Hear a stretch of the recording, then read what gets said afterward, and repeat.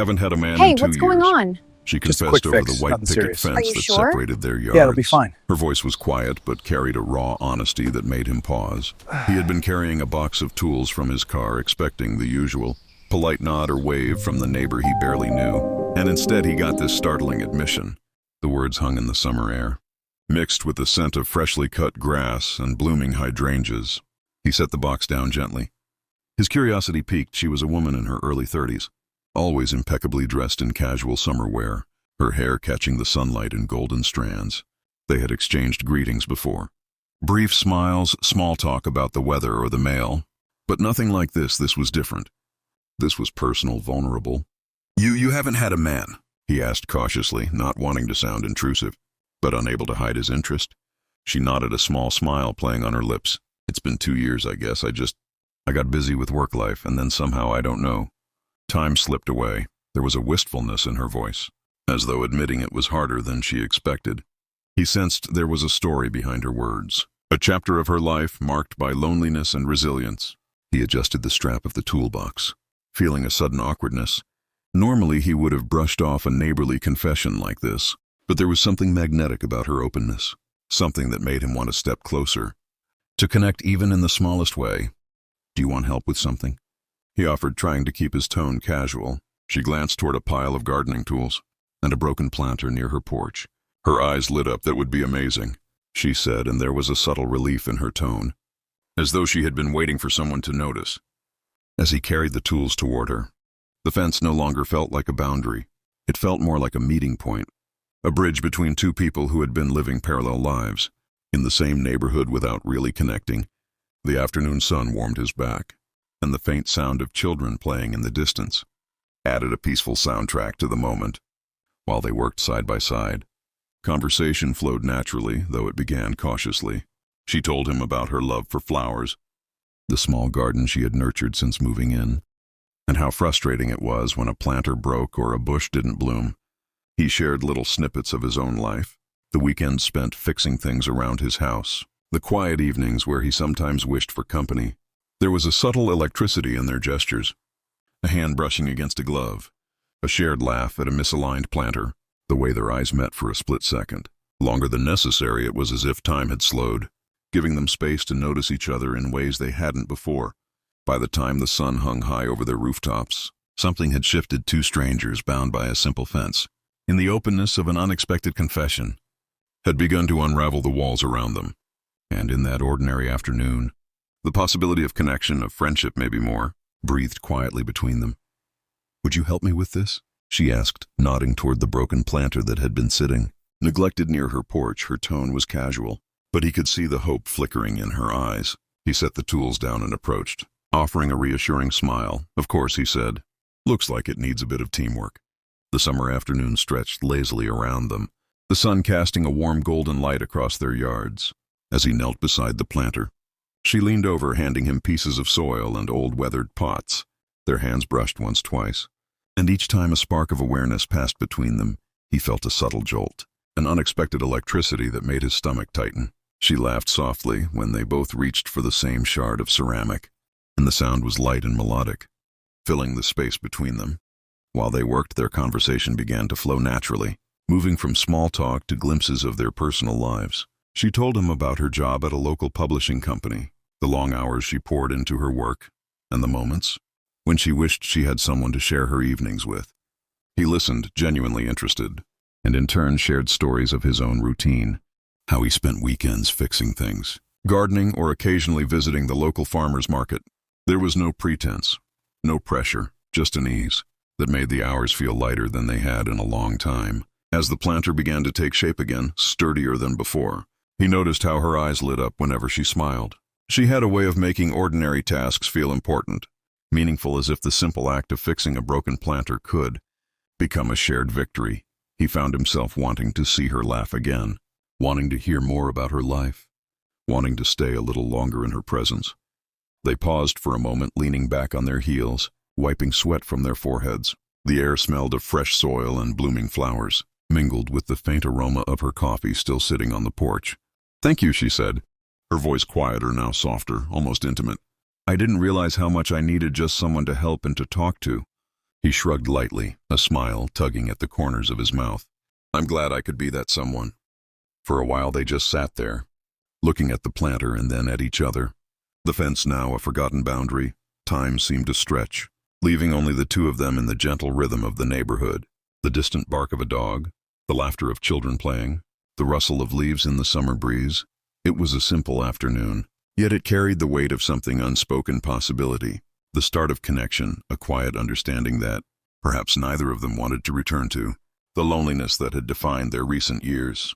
And as the sun climbed higher, warming their shoulders and casting a gentle glow over the yard, the spark that had begun with a casual confession now felt tangible, waiting to grow into something neither had expected, but both silently hoped for. By late afternoon, the broken planter stood repaired, sturdier and more beautiful than it had been before. He stepped back to admire their work, brushing dirt off his hands, and noticed the way her eyes followed every movement. There was a quiet satisfaction in her gaze, but also something deeper, a spark that made him wonder what else she might be feeling, but hadn't yet said looks perfect. She said, her voice soft but warm. Thank you for helping, really, he shrugged lightly, though he couldn't hide the smile spreading across his face. It was fun, honestly. I haven't fixed anything with someone else in a while. It's different in a good way. She laughed, the sound bright and light, filling the space between them.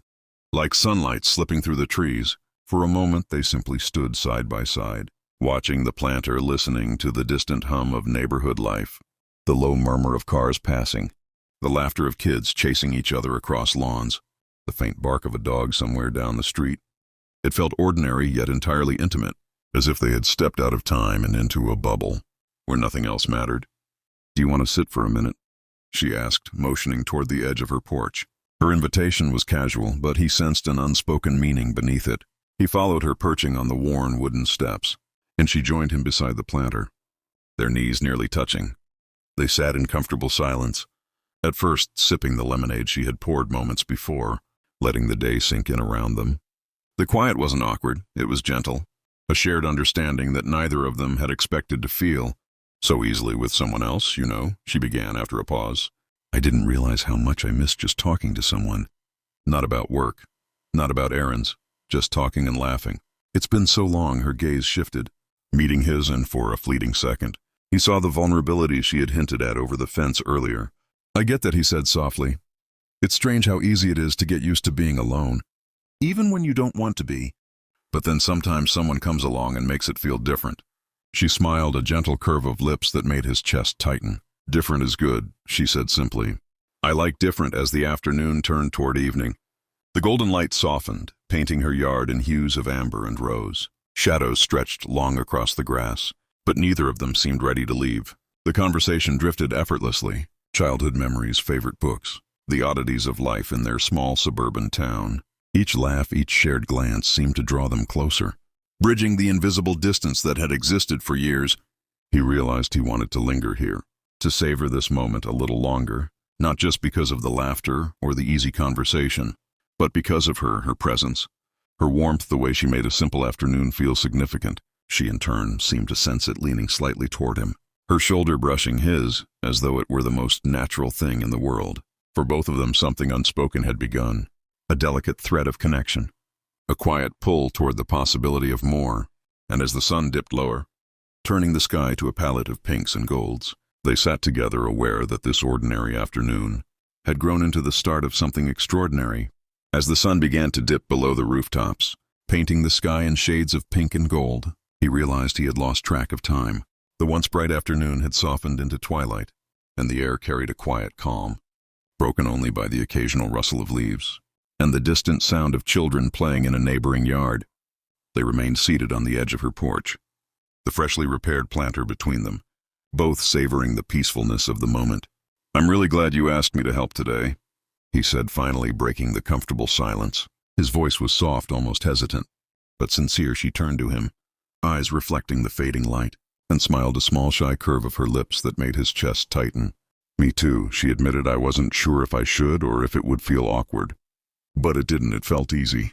Easy, he echoed, testing the word, tasting it. Yes, it felt easy, like it always should have been. Like finding someone you've been searching for without realizing it. There was a pause, a quiet understanding between them. And then she spoke again, her voice almost a whisper. "Maybe next time you could help me with the garden again?